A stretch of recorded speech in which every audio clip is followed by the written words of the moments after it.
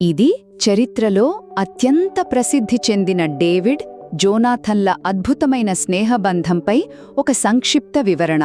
అసలు శత్రు శిబిరాల్లో ఉన్నప్పటికీ ప్రాణాలకు తెగించి ఒకరికొకరు ఎలా అండగా నిలిచారో, వారు చేసుకున్న ప్రమాణాన్ని తరతరాలుగా ఎలా నిలబెట్టుకున్నారో తెలిస్తే మీరు నిజంగా ఆశ్చర్యపోతారు. సరే, మొదటిది, వీరుడైన గొలియాత్ను ఓడించాక డేవిడ్ ప్రజల్లో విపరీతమైన కీర్తిని సంపాదించాడు. ఇది చూసి తట్టుకోలేక రాజు సాల్ అతన్ని ఎలాగైనా చంపాలనుకున్నాడు. కాని ఇక్కడే ఒక ట్విస్టుంది.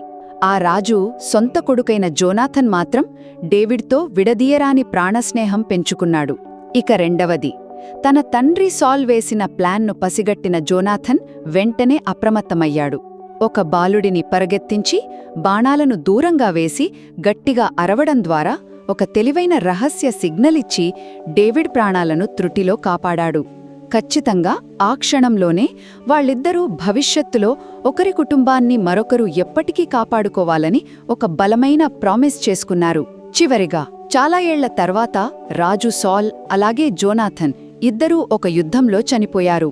ఆ తర్వాత రాజు అయిన డేవిడ్ తన ప్రాణ స్నేహితుడికిచ్చిన మాటను అస్సలు మర్చిపోలేదు సుమా. జీబా అనే పాత సేవకుడి ద్వారా చిన్నతనంలో నర్సు చేతిలో నుండి జారిపడి వికలాంగుడైన జోనాథన్ కొడుకు మెఫిబోషెత్ గురించి తెలుసుకున్నాడు.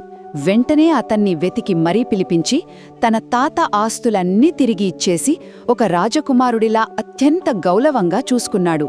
నిజమైన స్నేహమంటే ఏమిటో, ఇచ్చిన మాటను ప్రాణప్రదంగా ఎలా నిలబెట్టుకోవాలో చెప్పడానికి ఈ కథ చరిత్రలో ఒక గొప్ప సజీవ